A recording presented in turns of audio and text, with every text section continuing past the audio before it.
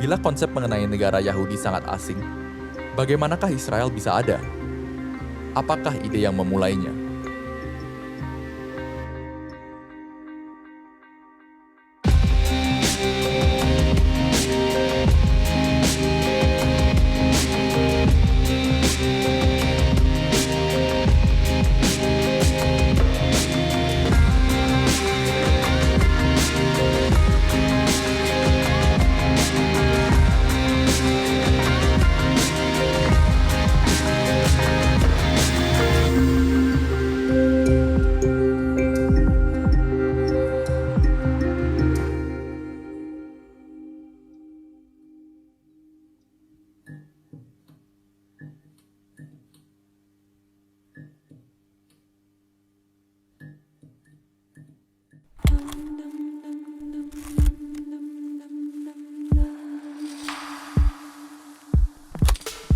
Pada awal abad Masehi, Romawi menduduki Yudea.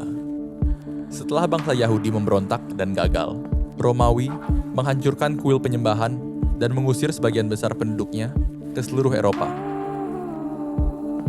Di Eropa, mereka disebut sebagai orang Yahudi karena menganut agama Judaisme. Berdasarkan kepercayaan bangsa Yahudi, Mesias atau Juru Selamat akan datang dan mempersatukan mereka semua kembali ke Yerusalem. Meski demikian, seperti ajaran agama lain, kepercayaan ini mulai ditantang dengan aliran-aliran filosofi baru yang berkembang pesat di Eropa. Dan ini semua berasal dari 3 peristiwa besar.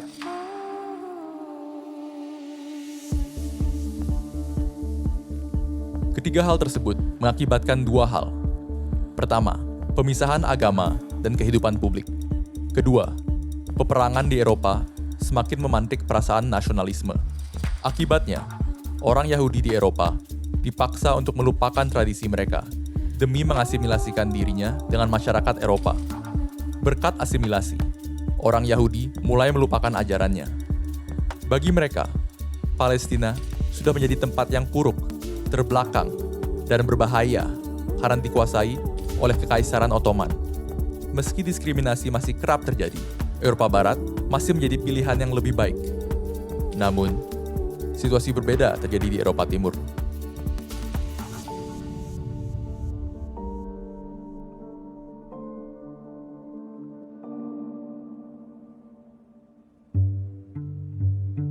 Di Eropa Timur, di mana nilai-nilai liberalisme belum terasakan, diskriminasi terhadap Yahudi jauh lebih mematikan.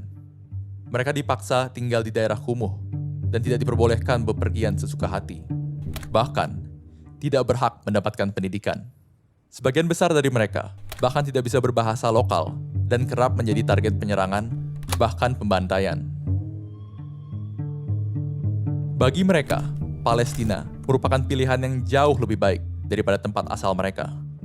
Semenjak tahun 1880, ratusan orang Yahudi di Eropa Timur memilih untuk berpindah tempat tinggal ke Palestina, Kekaisaran Ottoman.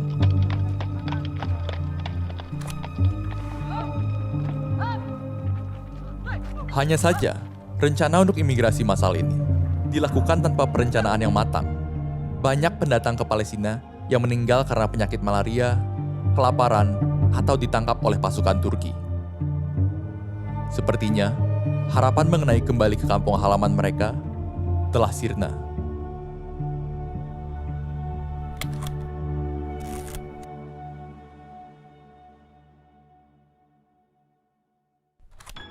Pada tahun 1891, seorang jurnalis ditugaskan untuk meliput peristiwa politik di Perancis. Jurnalis ini bernama Theodore Herzl. Setelah meliput berbagai serangan terhadap bangsa Yahudi di Perancis, Herzl mengambil sebuah kesimpulan pahit. Bangsa Yahudi akan tetap dianggap sebagai pendatang dan dianaktirikan dimanapun mereka berada. Tak peduli bahwa mereka sudah terasimilasi, menganut agama lokal, bahkan menjadi bagian dari angkatan bersenjata negara itu. Bagi dia, bangsa Yahudi tetap akan dibenci di mana saja mereka berada. Dengan demikian, satu-satunya solusi adalah memiliki negaranya sendiri. Herzl merasa bahwa imigrasi ke Palestina saja tidak cukup, bahkan berbahaya. Hal pertama yang harus dilakukan untuk mendirikan negara Yahudi adalah memastikan dukungan dari negara Eropa yang besar terlebih dahulu. Setelah mendapatkan perjanjian resmi untuk membentuk sebuah negara, barulah imigrasi massal bisa dimulai. Disinilah ideologi Herzl bertentangan jauh dengan ajaran Judaisme. Apabila Judaisme didasarkan dengan agama yang menantikan keselamatan dari Mesias, ideologi Herzl didasarkan dengan nasionalisme Yahudi. Herzl merasa bahwa bangsa Yahudi tidak bisa menunggu terlalu lama. Bangsa Yahudi menurutnya harus mengambil alih takdir mereka dan segera membentuk negara di Palestina. Ideologi Herzl inilah yang kemudian dinamakan sebagai Zionisme. Dan mulailah Herzl menyebarkan ideologinya. Pada tahun 1897, dia mengumpulkan tokoh Yahudi dari seluruh Eropa dalam Kongres Zionis pertama.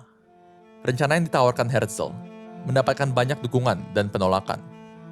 Bagi mereka yang menentang Zionisme, membuat sebuah negara bagi bangsa Yahudi akan melanggar kitab Taurat, di mana hanya Mesiaslah yang bisa mempersatukan bangsa pilihan Tuhan. Namun, Herzl tidak menyerah. Dia mulai mendekati beberapa petinggi dari Jerman yang dekat dengan Kekaisaran Ottoman. Setelah mendapatkan dukungan mereka, barulah dia beranjak ke Kekaisaran Ottoman. Untuk meminta sepetak tanah tersebut, dia menawarkan bantuan keuangan bagi Kekaisaran Ottoman. Namun, Kekaisaran Ottoman yang sedang menghadapi banyak tantangan dari Eropa tidak ingin memberikan seinci pun tanah di Palestina. Sekali lagi, Herzl tidak menyerah. Akibat dari gagalnya Herzl meyakinkan Kekaisaran Ottoman, dia mulai mendekati musuh dari Kekaisaran Ottoman, Rusia dan Inggris. Meskipun gagal untuk meyakinkan Rusia, Herzl mendapatkan tawaran wilayah dari Inggris. Wilayah tersebut bukan berada di Palestina, melainkan Uganda. Dan tentu saja, tawaran tersebut ditolak. Lebih naasnya lagi, Herzl tidak pernah hidup untuk melihat impiannya tercapai. Pada tahun 1904, Theodor Herzl meninggal dunia.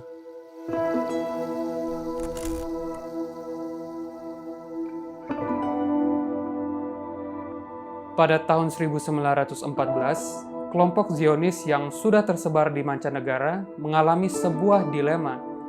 Kekaisaran Ottoman beserta dengan Jerman turut berperang melawan kekuatan sekutu. Inggris, yang merupakan bagian dari sekutu tersebut, merespon hal ini dengan mendukung nasionalisme bangsa-bangsa Arab agar memberontak pada kekuasaan sentral Kekaisaran Ottoman. Kelompok Zionis terbagi menjadi dua kubu. Bagi orang Yahudi yang sudah menetap di Palestina, Kekaisaran Ottoman adalah harapan terbesar mereka dari ancaman Inggris yang mendukung bangsa-bangsa Arab. Sementara para Zionis yang berada di Eropa merasa bahwa ancaman terbesar datang dari Kekaisaran Ottoman. Maka dari itu, Inggrislah yang harus didukung. Salah satu dari Yahudi Eropa yang mendukung Inggris adalah seorang ilmuwan bernama Chaim Weizmann. Selama perang berkecamuk, dia melobi Menteri Luar Negeri Inggris, Lord Balfour, untuk memberikan sepetak tanah di Palestina bagi bangsa Yahudi apabila Inggris berhasil mengalahkan Kekaisaran Ottoman. Dan ini adalah balasan dari Lord Balfour.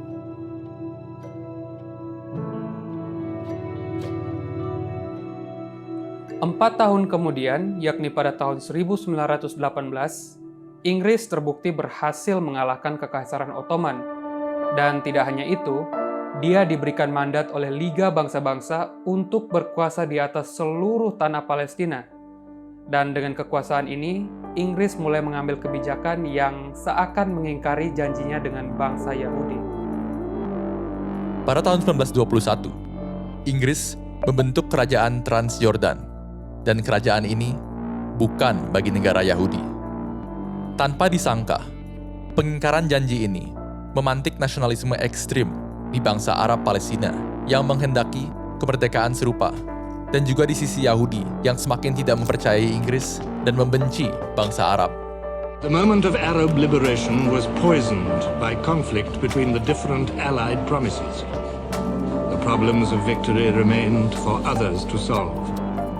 konflik antar masyarakat Arab dan Yahudi di Palestina semakin meningkat hari demi hari, di mana kedua belah pihak saling menyerang satu sama lain. Dengan meningkatnya kekerasan, seorang ekstremis bernama Vladimir Jabotinsky membentuk sebuah milisi Yahudi bernama Haganah. Jabotinsky percaya bahwa negara Yahudi tidak boleh menerima bangsa Arab karena sudah banyak negara Arab di Timur Tengah. Dia juga percaya bahwa bangsa Yahudi juga tidak boleh mempercayai bangsa manapun, termasuk Inggris. Dengan meningkatnya kedatangan Yahudi dari Eropa, kekerasan pun turut bertambah. Pada tahun 1939, Inggris mulai kewalahan akan konflik antar Arab dan Yahudi di Palestina. Dan Inggris memutuskan untuk menghentikan imigrasi Yahudi ke Palestina. Hanya saja tahun 1939 merupakan tahun yang sangat menakutkan bagi bangsa Yahudi. Jerman baru saja dikuasai oleh partai Nazi yang berambisi memburu dan memusnahkan seluruh orang Yahudi di dunia. Bukan hanya itu, pandangan ekstrim dari Vladimir Jabotinsky pun mendapat banyak dukungan dari orang-orang Yahudi. Bahkan mereka yang awalnya ingin hidup berdampingan dengan bangsa Arab di Palestina turut terkontaminasi dengan kebencian ini.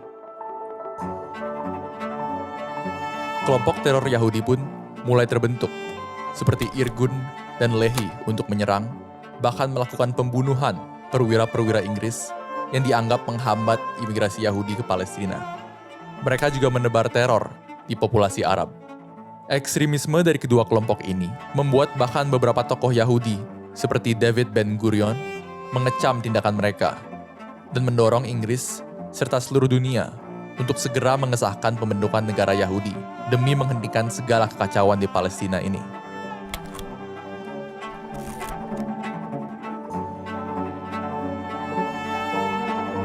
Inggris semakin muak akan kekacauan di Palestina dan memilih untuk menyerahkan Palestina ke tangan Perserikatan Bangsa-Bangsa. Di bawah United Nations Special Commission on Palestine atau UNSCOP, masa depan Palestina ditentukan. Palestina akan dibagi menjadi 3 bagian. 1 untuk bangsa Yahudi, 1 untuk bangsa Arab, dan Yerusalem bagi PBB.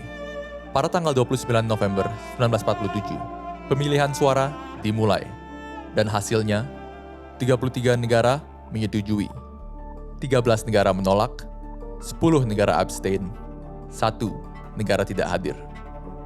Pada akhirnya, impian dari Zionisme tercapai. Dunia telah mengakui keberadaan negara Israel, meski tidak semuanya.